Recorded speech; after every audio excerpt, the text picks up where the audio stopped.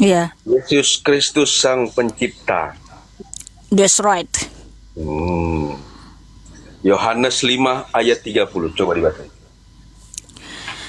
Udah baca satu pasal itu? Coba dibaca dulu Oh, Yohanes enggak, 5. saya tanya dulu, udah baca satu pasal itu belum? Sudah. Aku sudah baca. Kamu sekarang baca. Oke, Kalau dibilang itu Yesus Pencipta. Coba kita dibaca. baca satu pasal ini ya.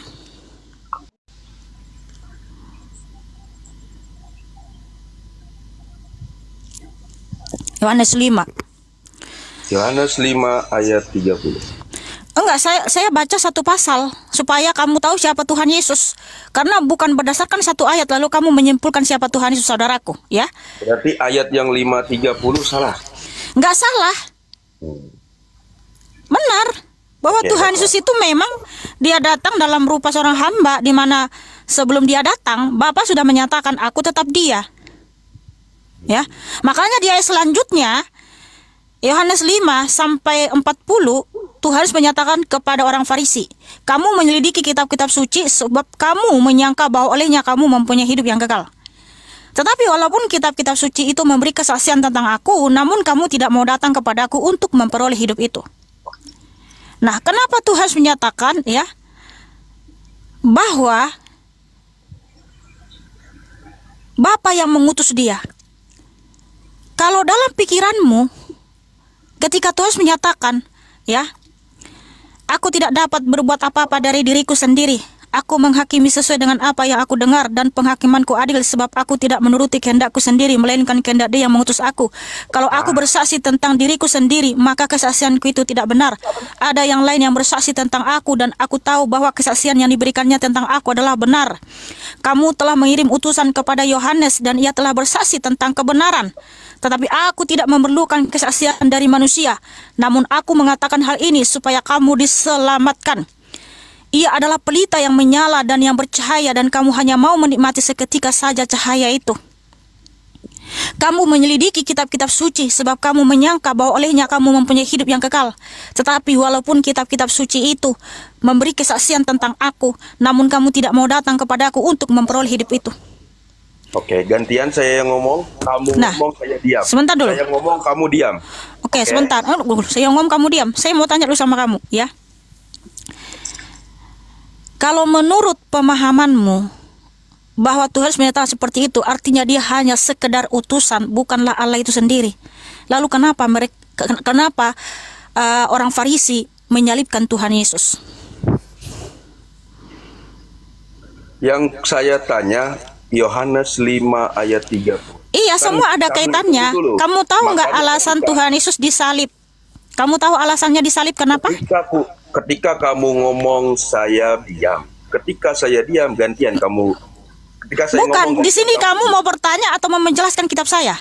bukan menjelaskan. Ini kan ku nanya karena memang penjelasan. Loh, kalau nanya itu dengarkan penjelasan dari saya. Oke. Makanya saya bilang sama kamu ya, kalau pemahamanmu atau imanmu sama dengan orang Yahudi ya, ketika Tuhan Yesus berkata, Bapa yang mengutus aku di dalam Bapa, Bapa di dalam aku. Barang siapa melihat aku sudah melihat Bapa, aku satu dengan Bapa, akulah sang pemberi hidup kekal. Kalau menurut pemahamanmu itu hanya sekedar utusan. Nah, kalau sama pemahamanmu dan Yahudi lalu menganggap itu cuma sekedar utusan, nggak akan disalib dia, bro. Justru karena itu kata-kata Tuhan Yesus sedang menyatakan dirinya, dia sama dengan Bapa itu, makanya disalibkan. Kamu tahu alasan Tuhan Yesus disalib? Karena mengaku dia adalah Allah itu sendiri. Jadi kamu harus memahami iman Yahudi. Kamu itu memahami Alkitab ini, memandang Alkitab ini berdasarkan perspektif dari Yahudi, bukan berdasarkan perspektif dari dirimu sendiri gitu loh. Oke, gantian sekarang saya yang ngomong ya. Gantian ya. Jadi jangan kalau namanya orang berdiskusi, ketika saya berbicara kamu diam. Ketika kamu berbicara saya hargain kamu, saya diam. Ya, sekarang gantian. Sekarang ku yang ngomong. Dalam Yohanes 5 ayat 30, aku tidak dapat berbuat apa-apa dari diriku sendiri. Aku yang menghakimi sesuai dengan apa yang ku dengar, dan penghakimanku adil, sebab aku tidak menuruti kehendakku sendiri, melainkan kehendak Dia yang mengutus aku. Kalau logikanya dia itu sang pencipta, apakah mungkin pencipta itu diutus? Kurasa impossible, tidak mungkin. Iya, Dan terus kalau misalnya kalau memang betul di dengar situ dulu, dia bukan dengar sang dulu, pencipta, bentar dulu. dengar Lalu dulu. kenapa orang Farisi menyalibkan Tuhan Yesus? Jawaban kamu nih. Enggak, jawab dulu. Mana-mana. Lalu kenapa orang Tahu Farisi dulu. menyalibkan Tuhan Yesus? Kan Tuhan di situ mengatakan bahwa aku tidak dapat berbuat apa-apa dari diriku sendiri. Artinya menurutmu itu hanya sekedar utusan. Lalu Terus. kenapa orang Farisi menyalibkan Tuhan Yesus?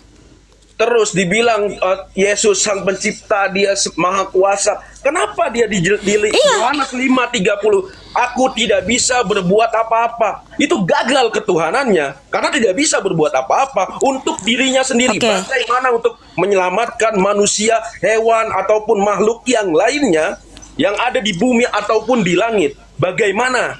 Sedangkan Terus dia buat yang menyelamatkan menciptakan itu diri siapa? saja, Yang tidak menciptakan mampu. itu siapa? Tidak Terus yang menciptakan mempunyai siapa? kemampuan sama sekali. Iya, dengar dulu. Terus yang menciptakan siapa dong?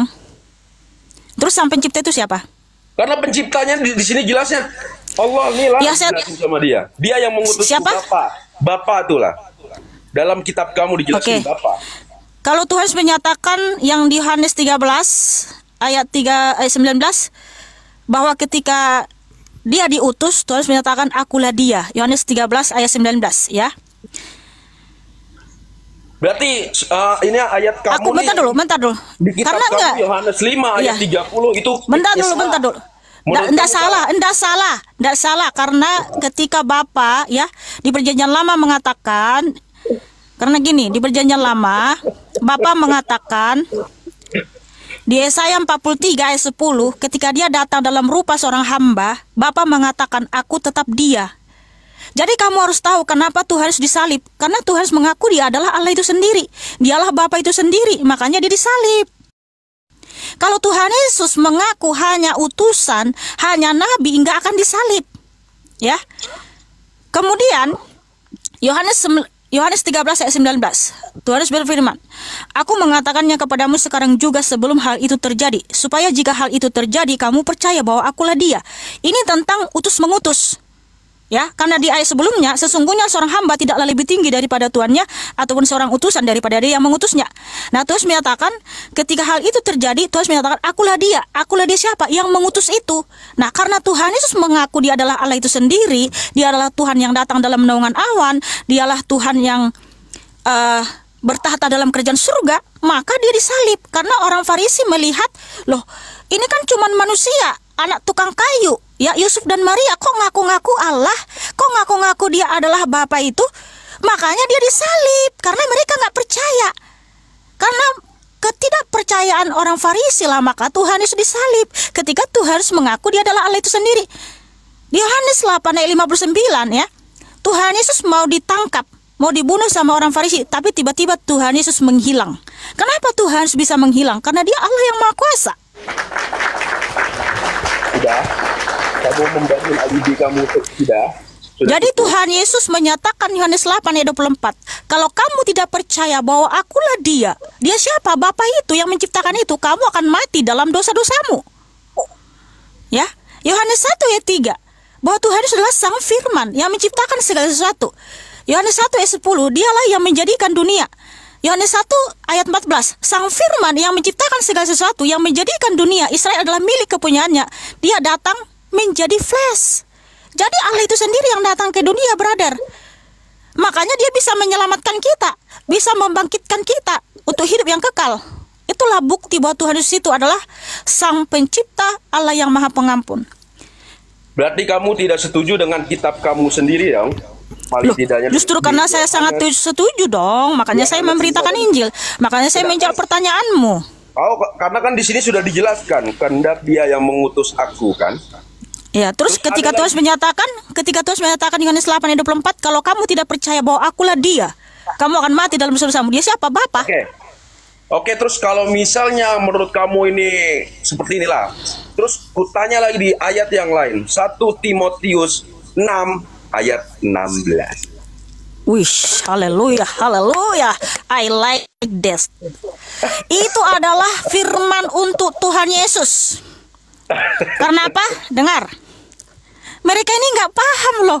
Dia ketawa, tapi dia nggak tahu apa yang ditertawakan saudara-saudaraku. Coba kamu Oke. baca 1 Timotius 6 ayat 16, baca. Ya, yang menulis ini siapa kamu tahu saudaraku? Kamu Hello. bacalah 1 Timotius Iya. 6 ayat 16. Baca. Tapi Dulu. bentar dulu, sabar. Kamu tahu nggak siapa penulis kitab Timotius ini? Kenapa kamu nanya ke saya sedangkan saya tidak mengingat? Karena ini juga penting latar belakang kenapa ini ditulis, ya. Coba kamu jelaskan. Baik. Jadi dengarin saudaraku. Semua saudara-saudara yang terkasih, yang dikasihi Tuhan Yesus, ya. 1 Timotius 6 ayat 16 penulisnya adalah Rasul Paulus. Dialah satu-satunya yang tidak takluk kepada maut. Oke. Nah, Dengar dulu, ya. Sabar. Kamu itu nyengir atas ketidaktahuanmu, ya kan? lanjut. Jadi seperti ini teman-teman. Di Kisah Para Rasul 13 ayat 36 firman Tuhan, Daud dan para leluhurnya telah mati, kembali menjadi debu tanah, busuk, mengalami pembusukan dan menjadi debu tanah. Artinya mereka takluk kepada maut, takluk kepada kematian, karena mereka nggak bisa bangkit dari kematian itu. Tetapi ya, Kisah Para Rasul 13 ayat 37, di situ dalam teks originalnya dia adalah Allah itu sendiri bangkit dari kematian. Sehingga Tuhan Yesus Kristus selama 3 hari 3 malam dia mengalami kematian, tapi pada hari yang ketiga dia bangkit. Makanya dia tidak takluk kepada maut, karena dia bangkit dari kematian. Wow, haleluya, haleluya. Bahkan ketika Tuhan Yesus bangkit dari kematian, Matius 27 ayat 50 sampai 53, kuburan-kuburan banyak terbuka. Ketika Tuhan Yesus bangkit, mereka pun ikut bangkit. Karena apa? Di 1 Petrus 3, ya, 1 Petrus 3 ayat 18 sampai 20, ketika Tuhan Yesus mengalami kematian, dia turun ke alam maut. Di alam maut Tuhan Yesus ngapain? Dia membebaskan roh-roh yang terpenjara di dunia kematian, sehingga Tuhan Yesus bangkit, mereka pun bangkit. Itulah sebabnya tertulis di Efesus 4 ayat 8 sampai 10, ya. Tuhan Yesus telah membawa tawanan-tawanan ke tempat tinggi, yaitu surga. Makanya hanya Tuhan Yesus satu-satunya yang tidak takluk kepada maut, karena ketika dia mati dia bangkit pada hari yang ketiga. Kemudian dia adalah cahaya terang yang tak terhampiri, ya. Dan seorang pun manusia tidak dapat melihat dia. Karena waktu Paulus pergi ke Damsyik untuk mencari orang Kristen, ditangkap dan untuk sama orang Paulus dan imam-imam, ya. Di tengah perjalanan Paulus berjumpa dengan Tuhan Yesus. Di Kisah Para Rasul 9. Dengar, ya. Tadi katakan tunggu. Bentar, jangan, belum selesai. Bentar, makanya bentar. Iya, betul. Makanya kenapa Paulus menyatakan dialah satu-satunya, ya, tidak takluk kepada maut. Tadi saya sudah jelaskan tentang tidak takluk kepada maut, dan juga cahaya terangnya tak terhampiri, dan seorang manusia tidak bisa melihat dia, dan dia tidak dapat dilihat manusia, ya. Nah, waktu Tuhan Yesus menjumpai Paulus dalam rupa cahaya memancar dari langit, dan cahayanya belum seberapa ditunjukkan Tuhan Yesus, Paulus matanya buta dan sampai rebah ke tanah. Belum seberapa ditunjukkan Tuhan Yesus cahayanya. Itulah kenapa Paulus menuliskan, dialah cahaya terang yang tak terhampiri, dan manusia tidak bisa melihat dia. Karena ketika Paulus melihat cahaya yang belum seberapa Tuhan Yesus tunjukkan, ya, mata Paulus buta, brother, buta. Sudah cukup. Gantian Itulah saya ngomong. wujud Tuhan Yesus yang sejati. Jadi eksistensi Tuhan Yesus yang sejati, wajah Tuhan Yesus yang sejati adalah dia adalah cahaya terang yang tak terhampiri, yaitu 1 Timotius 6 ayat 16. Dia adalah roh yang berkuasa, 2 Korintus 3 ayat 17 dan Yohanes 4 ayat 24. Itulah eksistensi Tuhan Yesus. Tetapi Tuhan Yesus bisa datang dalam flash supaya kita bisa melihat dia. Makanya supaya kita nggak hangus ya ketika dia menunjukkan wujud aslinya, dia harus datang dalam flesh. Dia harus menyatakan diri dalam flesh, yaitu dalam tubuh seperti kita ini, supaya kita bisa melihat dia. Karena firman Tuhan tertulis di Yesaya 66 ayat 1. Surga adalah tahtanya Tuhan Yesus dan bumi ini adalah tumpuan kakinya. Makanya untuk datang ke dunia dia harus berkenosis dan berteofani, ya. Tanpa teofani dan kenosis nggak bisa dilihat oleh manusia. Nah, saya mau tanya dulu sama kamu, Ayah Tasya. Kalau memang betul Tuhanmu itu eksis atau ada, apa eksistensi dari Tuhanmu? Silakan, pakai data dan dalil, saudaraku. Jawaban ini kan di room Kristen ya. Nah, tuh udah takut jadi tanya tuh. Jawaban kamu saja muter-muter. Tadi kamu bilang kata Tuhan tidak bisa dilihat sama apa siapa. Eksistensi dari Tuhanmu? Tunggu dulu, kamu jawab. Membuktikan dia ada atau eksis. Jawab pertanyaan. Nggak bisa kamu jawab. Kamu jawab berat, saudaraku, berat. Kamu tidak bisa dilihat, harus berubah. Oke, sepertinya Ayah Tasya ini tidak bisa menganalisa penjelasan saya. Oke, terima kasih. Tuhan Yesus memberkatimu dan mengasihimu. Saya tidak mau berdiskusi dengan orang yang cuman ngotot dan ngeyel ya. Kamu itu modal ngotot dan ngeyel. Tadi begitu jelas ya. Tuhan Yesus Kristus, wujud aslinya, wajah aslinya itu, dia adalah cahaya terang yang tak terhampiri. Dia adalah roh yang berkuasa. Yohanes 4 ayat 24, 2 Korintus 3 17, 1 Timotius 6 16. Tetapi ketika dia datang ke dunia menyatakan diri kepada umat ciptaannya, dia datang berkenosis supaya kita bisa melihat dia. Kalau dia datang dalam wujud aslinya, jangankan kita, bumi ini aja akan hancur. Nah, itulah bukti bahwa Tuhan Yesus itu adalah Allah yang ada, nyata, dan berkuasa. Jadi Alkitab itu sempurna menjelaskan tentang eksistensi Tuhan Yesus. Jadi kita bisa menjawab gitu loh. Udah sangat jelas. Ya ketika dia datang ke dunia, ya kenapa dia bisa disalib? Karena dia datang berkenosis dan juga itu dengan seizinnya. Walaupun ketika dia datang berkenosis 2000 tahun yang lalu dalam keadaannya sebagai hamba, sebelum dia disalib, ada yang bisa nyentuh Tuhan Yesus? Nobody, saudaraku, nggak ada, ya. Makanya ketika para orang Farisi mau menangkap Tuhan Yesus, mau melempari Tuhan Yesus, ada yang bisa, saudaraku? Ada yang bisa menjamah tubuh Tuhan Yesus? Nggak ada, nobody. Karena dia nggak mengizinkan. Dia tiba-tiba menghilang. Tetapi kenapa dia bisa disalib? Karena Tuhan Yesus mengizinkan, sudah genap waktunya.